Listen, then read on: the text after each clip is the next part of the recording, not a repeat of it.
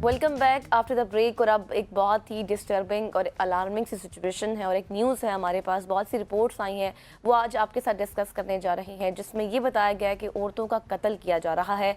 ख़वातीन के खिलाफ तशद्दुद एक आलमी मसला है, नॉट ओनली पाकिस्तान। लेकिन एक हालिया रिपोर्ट ने यह भी बताया है कि तशद्दुद अक्सर घर की चार दीवारी के अंदर ही परवान चढ़ता है, यानी कि अपने ही इसमें मुलव्वस पाए गए हैं। यूएन की एक रिपोर्ट सामने आई है जिसमें साल 2023 में 85,000 खवातीन और लड़कियों को जानबूझकर कत्ल किया गया, जिनमें 60% कत्ल किसी करीबी रिश्तेदार या साथी के हाथों हुए हैं। और हर 10 मिनट में एक औरत या लड़की अपने घर के करीब तरीन अफराद के हाथों कत्ल हो रही है। और ये काफ़ी अलार्मिंग सी सिचुएशन है कि मतलब आप देखें कि हर 10 मिनट बाद एक लड़की का कत्ल होना, औरत का कत्ल होना किस बात की निशानदेही करती है। बहुत से रूल्स हैं, रेगुलेशंस हैं, लॉज हैं, लेकिन उसके ऊपर इम्प्लीमेंट नहीं होता।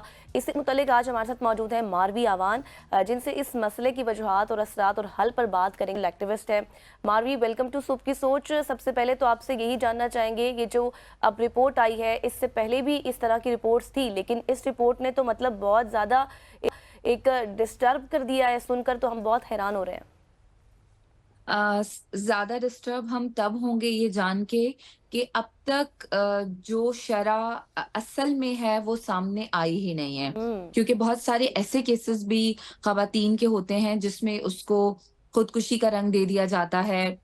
उसमें उनको इवन सिंध के अंदरूनी इलाकों में ऐसे केसेस भी हमने रिसीव किए हैं जिसमें कत्ल करने के बाद उसको मिट्टी में दबा दिया जाता है और बताया भी नहीं जाता कि मौत की वजह क्या थी और लड़की कहाँ पर अब मौजूद है। तो इस तरह के केसेस जब सामने आते हैं तो हम जो लोग दिन रात इन केसेस पे काम करते हैं, हम ये समझ सकते हैं कि जो ये फिगर्स बताई जा रही हैं, जो दुनिया के लिए बहुत हैरान-कुन है, ये हम लोगों के लिए जो दिन-रात ऐसे केसेस को बहुत क्लोज़ली देख रहे होते हैं, हमें पता है कि अभी भी ये रियल नंबर सामने आया ही नहीं है। बहुत ख़राब सूरत-ए-हाल है। हमें ऐसे लगता है कि चंद ख़वातीन आपकी और मेरी तरह जो पढ़ी-लिखी हैं या सोशल हैं, तो तमाम जो मुआशरा है वो बिल्कुल ठीक है ख़वातीन के लिए। और लोग हमें जो वुमेन राइट एक्टिविस्ट हैं, डिफरेंट नामों से बुलाते हैं, जी ये एजेंडा लेकर आती हैं, ये प्रोपेगेंडा करती हैं, मगर जो असल हकीकत, जो केसेस हो रहे हैं दिन-रात, उनको मुसलसल इग्नोर किया जा रहा है। हमारी अखबारात हमें बता रही हैं, हमारे न्यूज़ चैनल्स हमें बता रहे हैं। अभी 2 दिन पहले इवन 25 को हमने 16 डेज़ ऑफ एक्टिविज़्म की शुरुआत की है और उसके हम्म। साथ ही ये केस हमारे साथ आया है कि हस्बैंड ने अपनी बीवी को गोलियाँ मार दी। दिस इज़ हाउ हम देख रहे हैं बैक टू बैक केसेस, लेकिन हम अभी भी ये मानने के लिए तैयार नहीं हैं कि सिचुएशन वाक़ई बहुत ख़राब है। और ये रिपोर्ट जो ज़ाहिर कर रही है कि घर के अफ़राद से ही सबसे ज़्यादा ख़वातीन को खतरा है, ये बिल्कुल ठीक है। जिसमें सबसे सर-ए-फ़हरिस्त ऑनर किलिंग के केसेज़ हैं। गैरत के नाम पे बेटियों को कत्ल कर दिया जाता है। दैट इज़ वेरी अनफॉर्चुनेट मारवी। मुझे ये बताइएगा कि इस रिपोर्ट में ये कहा गया कि ख़वातीन के लिए उनका घर ही सबसे बड़ा ख़तरा होता है। इसकी क्या नफ्सियाती, माशरती या समाजी वजूहात आपको नज़र आती हैं? देखें, जब हम किसी विक्टिम की सपोर्ट की बात करते हैं, जैसे हम लोग बहुत ज़्यादा इस पे काम कर रहे होते हैं कि सपोर्ट सिस्टम बनाएँ, सपोर्ट यूनिट्स बनाएँ, कंप्लेन मैकेनिज़म्स बनाएँ। हम भूल जाते हैं कि अब तक हमारे मुल्क में राइट टू मूवमेंट नहीं है ख़वातीन को, राइट टू एजुकेशन नहीं है। उनकी जहेज़ के लिए जितनी जमा पूँजी की जाती है, उनकी एजुकेशन पे उतना खर्चा नहीं किया जाता। अब भी औरतें कमाती हैं तो उनको बुरा समझा जाता है कि आज़ाद हो गई हैं, उनके कैरेक्टर के ऊपर फ़ौरन क्वेश्चन्स उठना शुरू हो जाते हैं।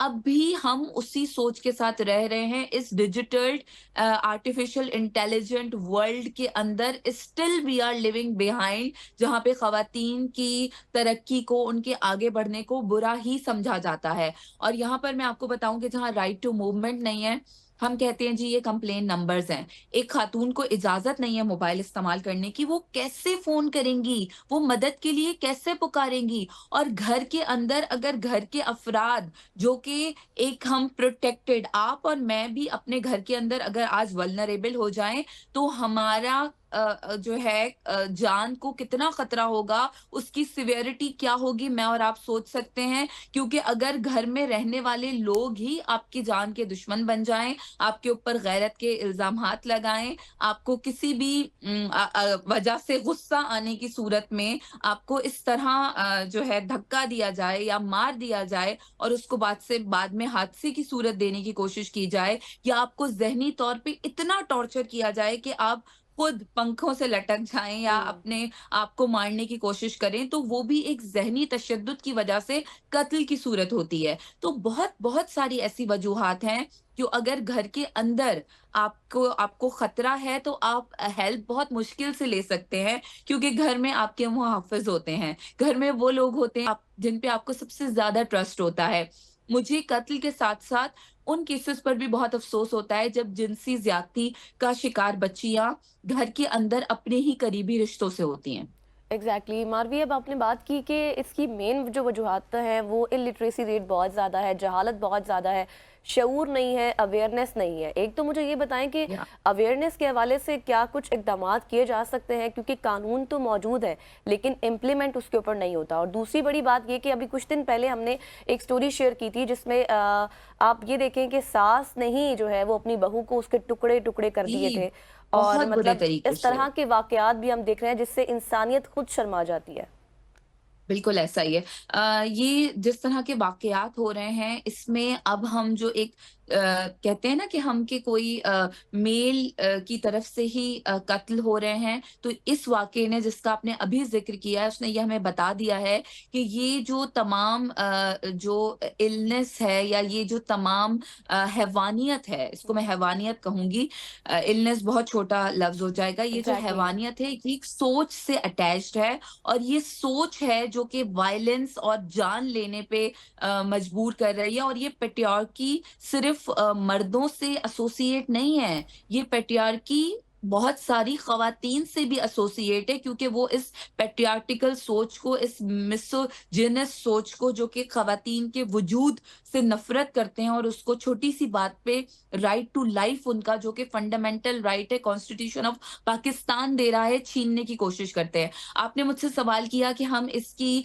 लिए क्या इकदाम ले सकते हैं, हम अवेयरनेस कैसे कर सकते हैं। अवेयरनेस हमें बहुत दूर गाँवों तक, छोटे-छोटे हम्म। शहरों तक, गलियों तक से लेकर बड़े-बड़े शहरों और उनके इंस्टीट्यूशंस तक लेकर जाने की ज़रूरत है। हम ये बात तो कर देते हैं कि जी जेंडर इक्वालिटी होनी चाहिए, ऐसे हम ही। ये बात तो कर देते हैं कि जी राइट्स मिलने चाहिए, लेकिन हम हकीकत से अभी भी अपने मुआशरे को एक दूर रख रहे हैं। हम सबका राइट टू इन्फॉर्मेशन है, और ये हमारा हक है कि हमारी नौजवान बच्चियां ये जाने कि शादी करना सिर्फ घरदारी नहीं है। अगर डोमेस्टिक वायलेंस उनके साथ हो रहा है, तो उसकी क्या क्या सिम्टम्स होते हैं, उनको कैसे वो डायग्नोज कर सकती हैं, वो मदद के लिए कहाँ पहुँच सकती हैं। असली तरबियत ये है, बेटों को बताना है कि जब आपकी ज़िंदगी में एक साथी आ रहा है, या जो फैमिली है, उसको एक आने वाली लड़की को किस तरीके से एक्सेप्ट करना है, स्पेस देनी है, उसकी प्रोटेक्शन करनी है। हम इन चीज़ों पे तो बात करते हैं नहीं, हमने सिर्फ़ बात करनी होती है नौकरियों पे, और जनाब जहेज़ पे हम ऐसे झगड़े ही है। करके और उसी दैट इज वक़्त वेरी निकाह अनफॉर्चुनेट। खत्म कर देते हैं। और सबसे इम्पोर्टेंट चीज़ है, निकाह नामा is the protection of every woman, और उसके राइट्स पे स्ट्रेट कट लगा दिया जाता है, उसको पढ़ने की इजाज़त नहीं दी जाती है। हम्म। बहुत ज़्यादा ये चीज़ें हैं जिन पे हमें बात करने की ज़रूरत है, अवेयरनेस देने की ज़रूरत है। मैं अगेन ये कहूँगी, बेटियाँ हमारी कोई बकरी, गाजर, मूली नहीं है, जिनको हम उठा के दे अच्छा देते हैं मारवी, किसी को ये भी। बिल्कुल आपने वी ठीक नीड कहा। टू मुझे लुक इनटू दैट कि उनके राइट्स उनको प्रॉपर पता हो, उनको हम्म। एक ह्यूमन की तरह ट्रीट करें। आपको, मुझे, हम सबको एक ह्यूमन की तरह ट्रीट करें, तभी उनकी वर्थ जानेंगी वो, और आगे अपने लिए जब ठीक। तशद्दुद होगा तो प्रोटेक्शन भी करेंगी, आवाज़ भी उठाएँगी और सेल्फ एग्जैक्टली। डिफेंस भी अच्छा करेंगी। मारवी, मुझे ये बताइएगा कि तालीम का अमल दखल कितना ज़्यादा है। हमने देखा है कि शऊर में इजाफा होता है, और जिन घरों में तालीम है वहाँ पे पहले लड़कियों के इतने हुकूक नहीं थे, अब उनको हुकूक भी मिलते हैं, प्रोटेक्शन भी होती है, सारी चीज़ें होती है। लेकिन दूसरी तरफ अगर गवर्नमेंट की बात की जाए तो कवानीन तो वो बना देते हैं, लेकिन उस पर इम्प्लीमेंटेशन नहीं हो रही, इसकी क्या वजह है? देखिए, गवर्नमेंट की तरफ से कवानीन की अगर हम बात करें तो हर मौजू पे हमारे पास कानून मौजूद है।